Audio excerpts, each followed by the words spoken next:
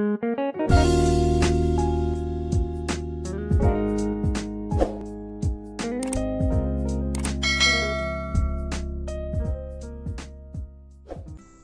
jumpa lagi di dalam video pembuatan kompos keranjang Takakura menggunakan karung. Jadi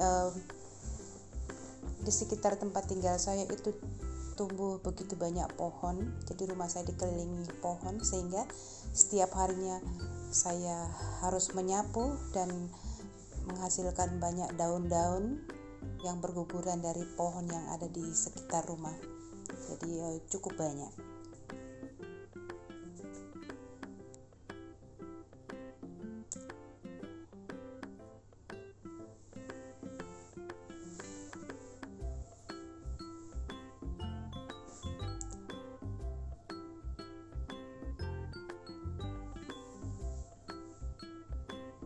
Pada awalnya saya mengumpulkan daun-daun itu, mengumpulkan daun yang berguguran, yang hasil pembersihan daun gugur setiap pagi saya kumpulkan, kemudian saya buang ke tempat sampah.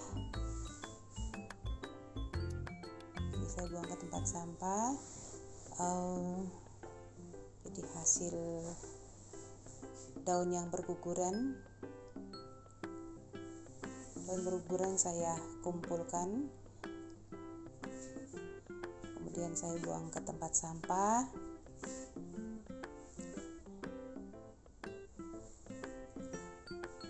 Dan kadang saya membakarnya, yang pasti membuat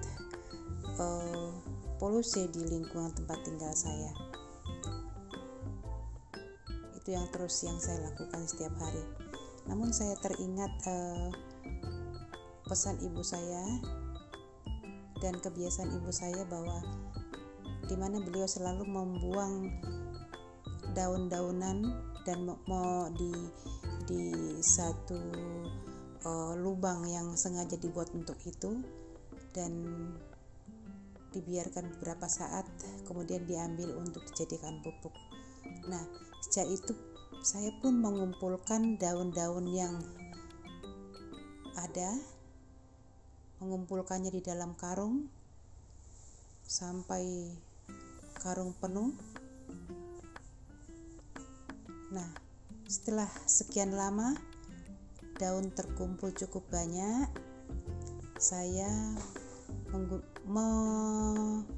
membuat pupuk. Saya membuat pupuk untuk tanaman-tanaman saya. Nah, di sini telah siap bahan untuk pembuatan pupuk keranjang Takakura menggunakan karung. Ini adalah daun-daun sisa-sisa tanaman yang di repotting, kemudian sampah rumah tangga, kemudian ini adalah kompos sisa tanaman.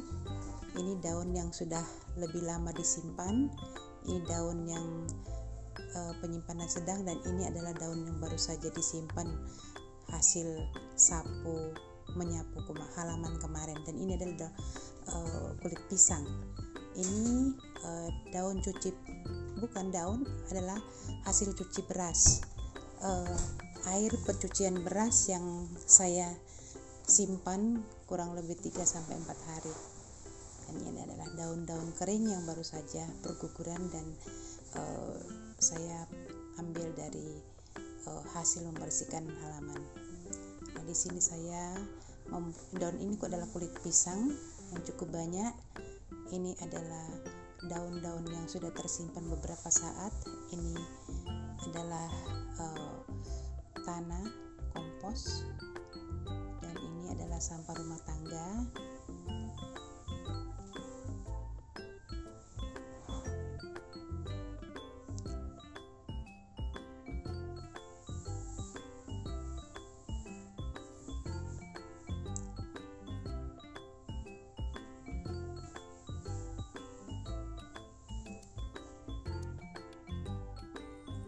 Pertama saya lakukan adalah karung saya isi dengan tanah, kemudian saya masukkan daun-daun kering, daun-daun kering saya masukkan, kemudian daun pisang kulit pisang saya masukkan bergantian, daun kering, kemudian kulit pisang, kemudian sampah rumah tangga, selanjutnya adalah tanah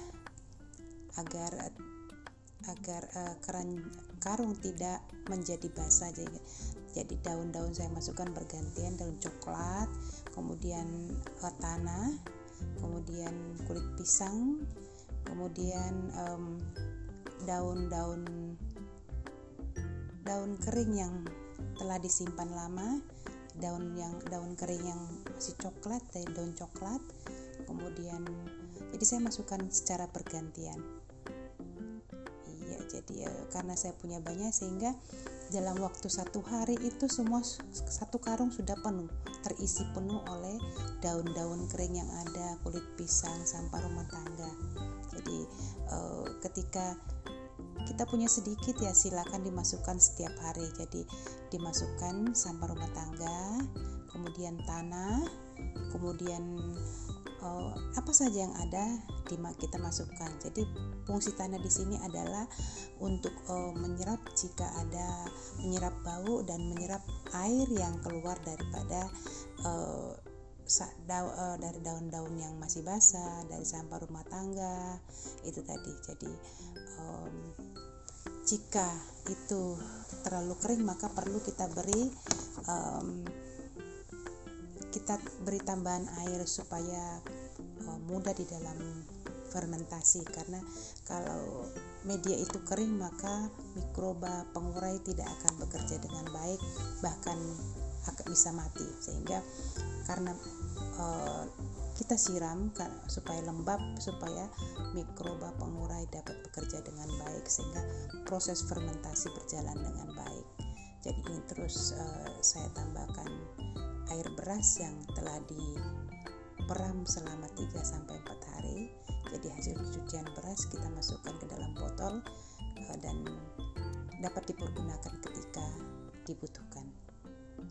Jadi ini satu karung penuh ya. Jadi karena saya punya cukup banyak sampah kering, saya cukup, kemudian kulit pisang yang saya minta di penjual sanggar di dekat rumah, karena kulit pisang itu bagus sekali karena sebagai sumber gula.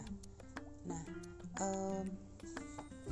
hasil tadi saya simpan di tempat yang saya letakkan di tempat yang kering, tidak kena sinar matahari dan air hujan. Setelah 1 bulan maka pupuk yang saya buat tadi telah jadi. Ini Anda bisa melihat hasil daripada pupuk keranjang Takakura tadi yang menggunakan karung. Ini terlihat semuanya sudah hancur, tidak terlihat lagi bongkol jagung, tersisa hanya kulit telur, karena memang kulit telur ini sulit untuk terurai.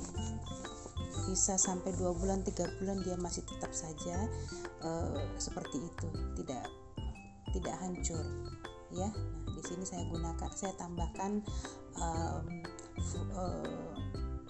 antrakol fungisida, sehingga pada saat akan digunakan tidak perlu lagi diberi fungisida karena saya sudah mencampurnya langsung di dalam pupuk tadi. Kemudian kita aduk menjadi rata dan menyimpannya dalam karung atau dalam ember ya. Jadi siap digunakan, pupuk telah siap gunakan.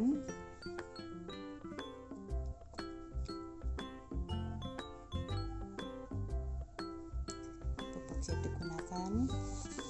Jadi adalah pupuk yang paling aman, yang paling bagus, dapat dipergunakan tanaman dalam pot atau dapat disebar di kebun di mana kita akan menyemai atau mungkin akan menanam tanaman kita.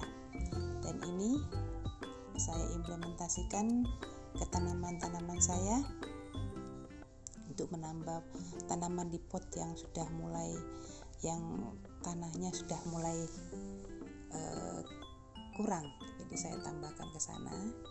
Jadi pupuk ini sangat bagus tanpa maksudnya sangat bagus. Jadi pupuk alami, pupuk organik yang bisa kita hasilkan sendiri di rumah, yang dimana kita tidak pernah kekurangan karena kita terus memproduksi sampah rumah tangga setiap harinya, dan juga daun-daun di sekitar rumah kita terus berguguran, dapat kita petik, dapat kita manfaatkan, dan sehingga lingkungan kita menjadi bersih, kemudian hasilnya juga bermanfaat, dan semua itu tentunya memberi manfaat yang banyak dan bagus sekali untuk kita, dan memberi rasa bahagia di hati karena kita bisa menghasilkan pupuk untuk tanaman-tanaman kesayangan kita.